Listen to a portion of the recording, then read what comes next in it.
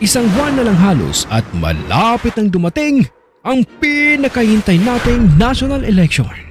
Handa na ba ang ating puso at sarili sa kung sino ang dadalhin at ibuboto natin sa araw na iyon? Alam kong alam mo na sa sarili mo kung sino ang karapat-dapat na mamuno sa ating bansa. Ito ay walang iba kundi si Bongbong Marcos lamang. Sa kabilang banda, habang papalapit ng papalapit ang eleksyon, ay patindi rin naman ng patindi ang ginagawang panggigipit ng mga kaaway ni BBM. Ang kanilang ibinabato ngayon ay ang hindi daw pagbabayad ni BBM ng mahigit 203 billion pesos estate tax. Ito ang sama-samang sigaw ng mga kumakalaban kay BBM. Pero, bago tayo humusga, ay mabuti na pag-aralan muna natin at alamin kung may katotohanan ba ang bintang na ito ng mga dilawan o ito ay isa na namang chismis buhay sa kanilang maitim na propaganda. Ang lahat ng yan ay ating pag-uusapan dito lang sa channel na ito. Muli na namang sumiklab at nag-headline ang issue na ito ng estate tax di umano ng pamilya Marcos. Talagang wala nang may babatong issue ang mga dilawan. Kaya nag-recycle na lang sila ng mga basurang bintang na lalaban sa pamilya Marcos. At isa na nga dito ang issue tungkol sa hindi pagbabayad ng estate tax ni na BBM na umabot di umano na sa 203 billion pesos. Aba, ang issue na ito ay halos 4 years na nilang ibinabato kina BBM. Ngunit hindi naman nila mapatunayan sa korte ang mga bintang nilang ito. Sa panahon pa ni Cory Aquino, noong natanggal sa pwesto si dating Pangulong Ferdinand E. Marcos, ay hindi na tumigil ang mga kaaway sa kanilang mga walang basihang paninira sa pamilya Marcos. Lalo na ngayon, sa panahon ng pangangampanya ni BBM, ay mas lalong tumindi ang pag-uusig ng mga kaaway na ayaw makabalik sa kapangyarihan ang mga Marcos. Ang kanilang walang humpay na sigaw ngayon, bayaran ni BBM ang 203 billion pesos na estate tax ng kanilang pamilya. Pero ano nga ba ang totoo? Para maintindihan ay mabuting pag-aralan natin ang bawat aspeto ng kaso na ito na ibinibintang ng mga kaaway. Pakinggang mabuti ng iyong maunawaan at maintindihan. Para sa mga hindi nakakaalam na dapat ninyong malaman, ang estate tax ay tumutukoy sa pagbabayad ng tax mula sa pamana ng isang individual. Tinatayang nasa 5% o 6% ang ikinakaltas na tax sa kung magkano ang mamanahing mana ng isang individual. Una ay tingnan muna natin ang isang post mula sa isang dilawang source na Rappler kung saan sinabi nila na kinumpirma raw di umano ng BIR ang pagpapadala ng written demand sa mga Marcos ukol sa kanilang 203 billion pesos estate tax liabilities. Ang pahayag na ito ng bayarang Rappler ang pinanghahawakan ng dilawan, kung kaya malakas ang loob nilang magsisigaw tungkol di umano sa hindi pagbabayad ng buwis ni na BBM. Pero alam mo ba kapatid, kung pag-aaral natin ang kasong ito at magre-research ng mabuti, ay malalaman natin na wala pa namang ipinapataw na desisyon ang hukuman o korte tungkol sa issue na ito. Bakit? Ito ay dahil sa ang tinutukoy nilang 203 billion pesos estate tax liabilities issue ng mga Marcos ay hindi pa settled sa korte. Dahil ayon sa mga datos, ay ang mga ari-arian na nakalink sa kaso na ito ay kasalukuyan pang nililitis o pinaglalabanan pa sa ilalim ng hukuman.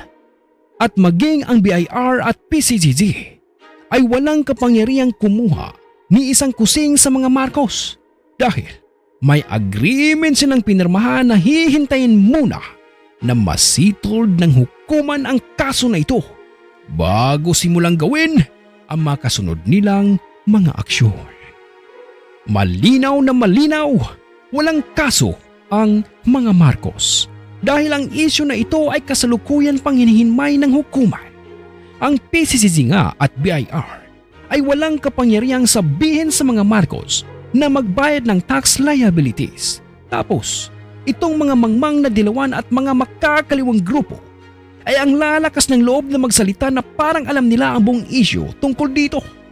Oh boy! Ano? Mas marunong pa ba sila sa korte? Mas alam ba nila ang sistema kaysa hukuman ng ating bansa? Comment ka nga kapatid nang malaman namin ang inyong mga opinion. Maraming salamat po. Ngayon, panay ang pangungulit at pang-uurat ng mga taong wala namang alam tungkol sa usaping estate tax. Nabayaran na agad di umano ni BBM ang sinasabing estate tax liabilities ng kanilang pamilya. Ang isa sa masugi na nag-uumiyak dito ay ang party list ni Isko Moreno na Aksyon Demokratiko. Paano nga bayaran? Hanggang ngayon ay hindi pa nga settled sa hukuman ng issue na ito. Napilit ibinabato ng mga kaaway. Sino nga sa matinong katinuan ang magbabayad ng ganitong kalaking halaga nang walang consent mula sa hukuman? Mga hindi nag-iisip talaga ang mga dilawan na ito. Basta makapagbato na lang ng issue kahit hindi pa pinag-isipan ng mabuti ay sige pa rin sa pagsasalita ang mga mangmang na ito. Oh boy! Patagal ng patagal ay palala ng palala ang utak ng mga dilawan na ito. Lahat talaga ng paninira ay gagawin nila para lang huwag manalo si BBM sa darating na eleksyon. Ang totoo niya ay hindi naman ito ang unang beses na siniraan nila si BBM dahil nitong nakaraan lamang ay pinagbibintangan nila si BBM na tax evader di umano. Pero ito ay hindi sinuportahan ng hukuman dahil nahuli lang naman sa pagpapasa ng ITR itong si BBM at hindi ito nangangahulugan na porket nahuli lang sa pagpapasa ng ITR ay tax evader na agad. Madali lang tumalon sa konklusyon ang mga dilawan na ito na walang ibang hinangad kundi ang mapabagsak si BBM. Tapos ngayon, ito na naman. Tungkol na naman sa tax na may kinalaman sa pamana ni dating Pangulong Ferdinand E. Marcos, ang sinisilip ng mga mangmang na dilawan.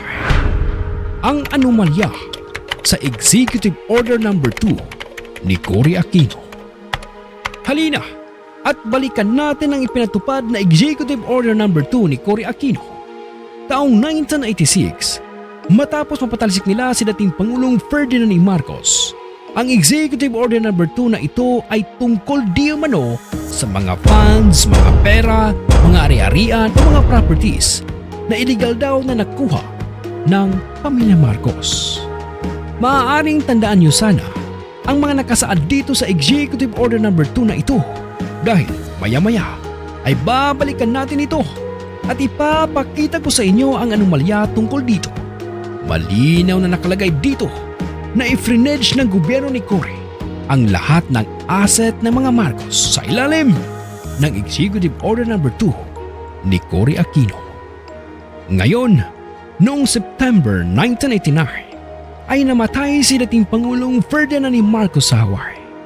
Lumipas ang isang taon, 1990, ay nagtayo sina Cory Aquino ng isang Special Tax Unit or STU para magsagawa ng mga investigasyon tungkol di umano sa tax liabilities at obligations ng mga Marcos.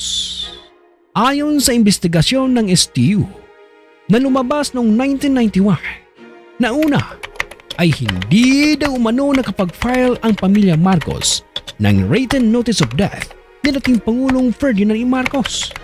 Pangalawa ay hindi rin daw nakapag-file ng state tax return ang pamilya Marcos. Dito pala ay makikita na natin ang anomalya at butas, ang resulta ng investigasyon na ito ng STU, maging ang Executive Order No. 2 ni Cory. Dahil maaalala natin na pinayagan lang naman nila Cory na makauwi ng bansa ang pamilya Marcos mga huling buwan ng 1991. Ayon kay Cory Aquino noon, ay pinayagan daw di umano niyang pauwiin sa Pilipinas ang pamilya Marcos, especially si Madam Imelda Marcos, dahil gusto raw isalang ni Cory sa korte si Imelda upang harapin ang mga biglang kasong naglitawan. tungkol sa kanilang tax liabilities.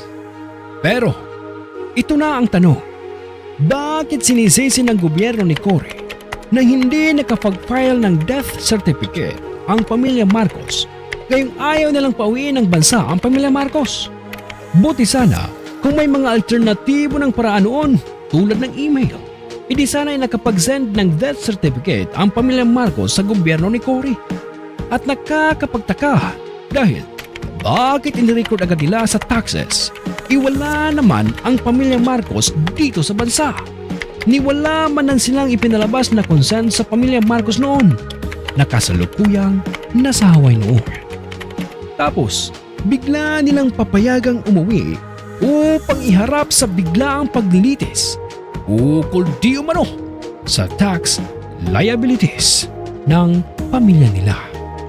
At ito pa ang pinakamatindi at ang pinakamalupit sa lahat. Naalala niyo ba ang Executive Order No. 2 ni Cory? Di ba nakasaad dito na noon pang 1986 nang ipatupad ang Executive Order na ito ay agad na ipinag-utos na i-freeze ang lahat ng assets ng pamilya Marcos? Kaya ang tanong na siyang hindi masagot ng BIR ay paano babayaran ni na BBM ang estate tax return na ito kung hindi naman nila hawak ang kanilang mga assets at ari-arian dahil naka-freeze ang mga ito under Executive Order No. 2 ni Cory Aquino. Oh boy! Sige nga, paano? Paano? Isa lang ang malinaw dito. Ito ay isa lamang sa panggigipit ng mga kaaway ng pamilya Marcos. Ayan, malinaw na nakasaad sa Executive Order No. 2 na may pirma pa ni Cory Aquino. Malinaw na may basbas ni Cory Aquino ang pag-freeze sa mga assets ng mga Marcos.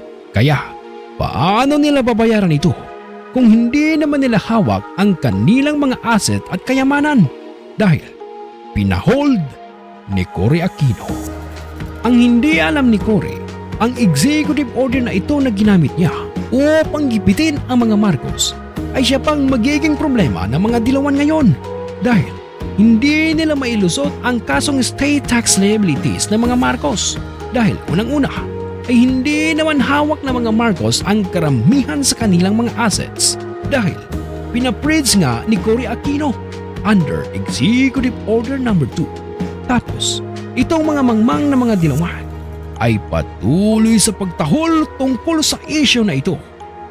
Na kesyo kailangan daw mabayaran ito dahil matagal na natenga. Paano nga babayaran? Hindi nga hawak ni na BBM ang kanilang mga riyariyan. Oh boy! Mga dilawan, mag-isip-isip nga kayo.